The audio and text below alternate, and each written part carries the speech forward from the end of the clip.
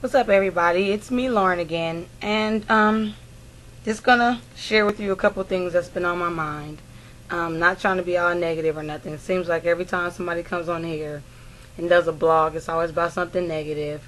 This isn't necessarily negative. It's just something that I wish more people could maybe stop doing, or maybe we can just improve on as a people, you know?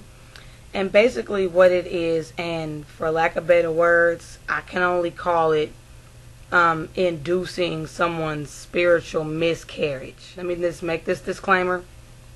I'm not directing this at any church or organization or institute or group of people or whatever. I'm not talking about anybody directly. This is random thoughts and my opinion, basically. So, what I mean by inducing someone's spiritual miscarriage, basically meaning, like, say somebody might second guess something or have questions or don't understand something, instead of just disregarding them and pushing them off and brushing them off. Why don't we, as a people, take the time, sit down, talk to them, find out what's going on in their life, their mind, maybe try to figure out what's causing them to second guess whatever the given subject is, and maybe we can pray with them and give them scriptures to read and tell things to fast on. And I don't know, I mean, it's funny because it seems like when people don't get their way, or if somebody doesn't understand them, they automatically get their guards up and become defensive. That's like me saying, and let me try to choose this example very carefully because people will take a lot of stuff out of context. That's just like me saying, whatever, I'll just use my job for example. That's just like me saying, I'm not sure I want to work there anymore. I'm not sure. Instead of them saying, well, whatever, if you don't want to work here no more, then just leave. Instead of saying that, why don't you sit down and say, well, why don't you want to work here anymore? Are there things that maybe we can improve to make your work experience here a little bit more endurable? Or is it the pay? Is it do you feel you're being treated unfairly? I mean, why don't we sit down and have that conversation? Because if we can talk about it, then maybe I can come to understand that maybe it's just me. Maybe I'm overthinking things. Maybe I'm not giving things a chance to work itself out. And in turn, I end up staying. Or if it's time for me to go, both parties, that's me and that other person, will have a good understanding, and a bridge won't be burned to where if I need to come back, I can.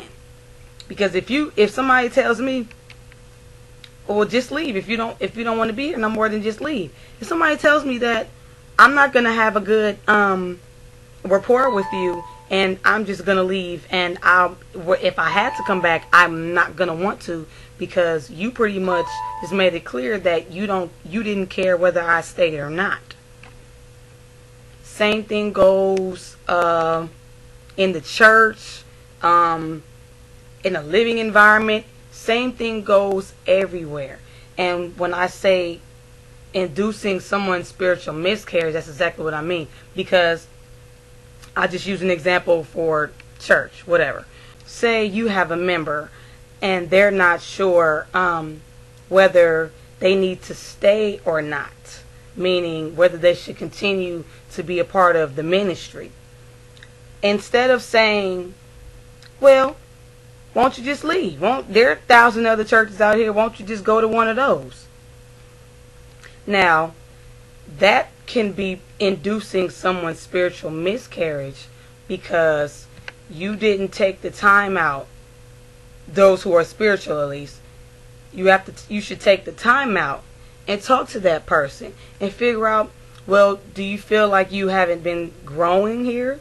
Do you feel like you're not being fed? Talk to them. Don't push them out. What if God placed them there for a reason, and that individual just isn't spiritually mature enough to ingest what is being put in front of them? What if they're not digesting the food properly that they're being fed, meaning the Word of God, because the Word of God is our food, is our daily bread. If they're not ingesting it properly, maybe you can give them things to read, like literature. Give them things to pray about. Pray with them. Don't get me wrong, we can't just all day, every day stay on the phone and pray with somebody, because we do. We have work, we have to go to school, we have lives, we have children. But I'm just saying, take the time out, those who are spiritually mature enough in this area, and those whose lane it is, because I am in no way anybody's pastor or preacher or teacher. I'm just basically speaking what I feel is right and what I know to be right. But take the time out and talk to people. It's enough. It's time out for just preaching and teaching at people. Because if you're preaching or teaching and talking at me, then you're not being effective. Then that's where Bible study does come into play, because that's when you can raise your hand and ask questions. But if we're not doing that, then how can we learn anything? But going back to what I was saying, don't push me out. Don't say, well, just leave then. Because if God put me there for a reason, and it's your job to provide me with the spiritual food, and don't get me wrong, you can only lead a horse to water, you can't make him drink it. But if you're not even leading me to the water, then who's going to be held accountable for that? Those who are leaders over us should not just hear one thing that might sound bad and just blow it up and make a bad situation worse. Meaning, so going back to it, if I say, I'm not sure if I should stay here, I'm not sure if I'm growing or not, don't just tell me to leave. Maybe you should sit down and talk to me. Now, if God gives you revelation that maybe it is time for that person to leave, then let me know. But don't push me out. Because, like I said, you can be inducing somebody's spiritual miscarriage. That's all I'm saying. That's all I'm saying. So, like I said, I'm nobody's preacher or teacher. And once again, this is not directed at anybody. This is just me speaking my mind. This isn't directed at any church, organization, school, workplace, anybody in particular. This is not, no. This is Lauren speaking from Lauren's mind. If you have any questions, or if you think I might be talking about you, please just holler at me, and I will gladly let you know that I am not talking about you at all. Okay? So, once again, thank you for listening, and I'll be back with more random thoughts. Alright? Peace!